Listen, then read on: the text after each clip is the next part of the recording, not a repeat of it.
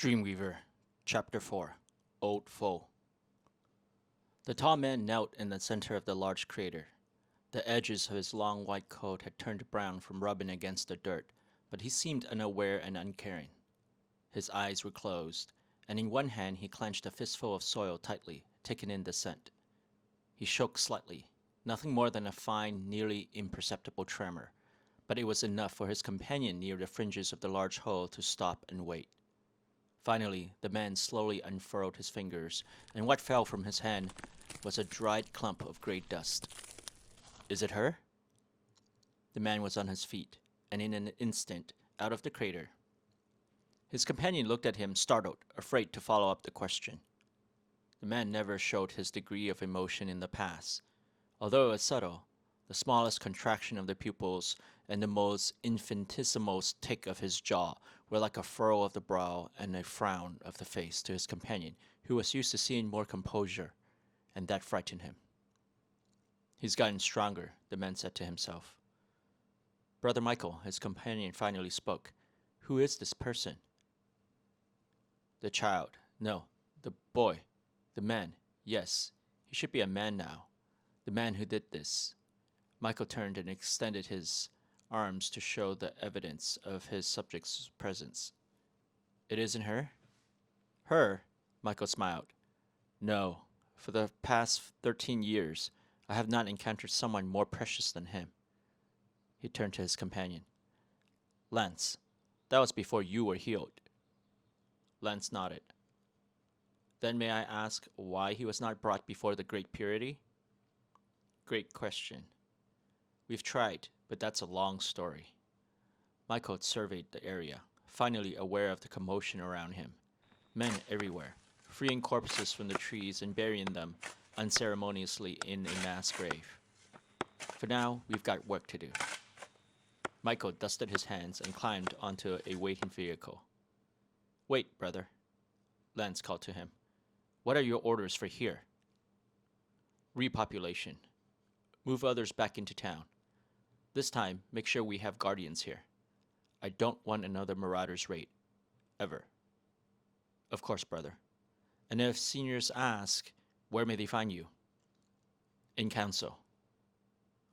Lance quickly bowed and bade Michael a safe journey. As he watched the car slowly fade into the horizon, Lance shivered with excitement.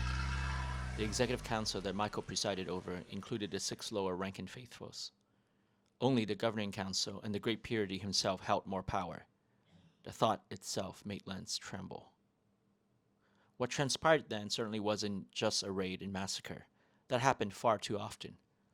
This was something much bigger, and Lance was part of it. He bit his lips until the metallic taste of blood filled his gullet, and even then he was not able to contain his excitement. Michael looked out of the car at Templar City. Many of the people living here were still unaccustomed to seeing vehicles, and most stopped what they were doing to stare. The city was a strange mixture of the past and the present. Merely 3 years ago, this place was nothing but dirt and filth. Yet now, it was one of the reclaimed cities, teeming with the hubbub of life. Templar City was christened and repopulated. As the night approached, oil lamps were lit, rekindling scenes from yesteryears of history. Street vendors continued to hawk their wares while shops and restaurants were either being opened or closed. Such peace and security were the new realities of a guarded city. His eyes looked up at the defunct video billboard, and a bitter repugnance gripped his throat.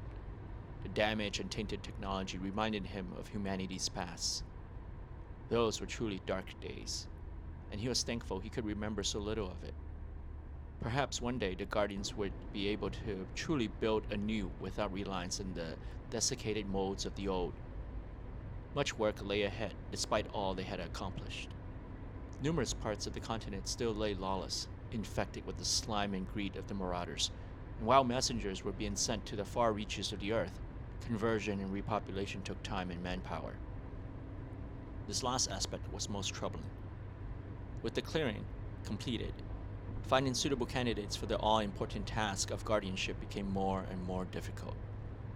Although no ashes fell, the heavens were still gray and no one ever saw the sun, the moon, or the stars since it all began. Strangely, Michael didn't miss any of it. Not the luscious green foliage and the brilliant rainbow of flowers, or the sight of buzzing insects and scurrying animals that were customary in spring. What he missed were the days when he found child after child worthy of learning the ways of the Great Purity. Of those children, there was one that was absolutely remarkable. The only sick child who healed himself after the clearing, and the only one who slew a guardian at the age of 7. Oh, the potential! Alas, shame was Michael's greatest companion for the last 13 years. He had never failed at the task entrusted to him by his great teacher save this one. The boy was destined to be brought before the Great Purity like the others.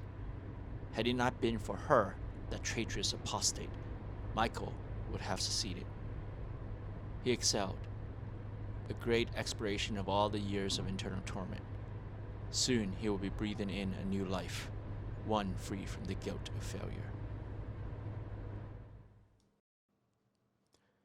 If you like what you've heard and don't want to wait until next week, either be a member on Ko-fi and get access to next week's episode today, or read the whole book for free with a Kindle membership. See links below. Until next time.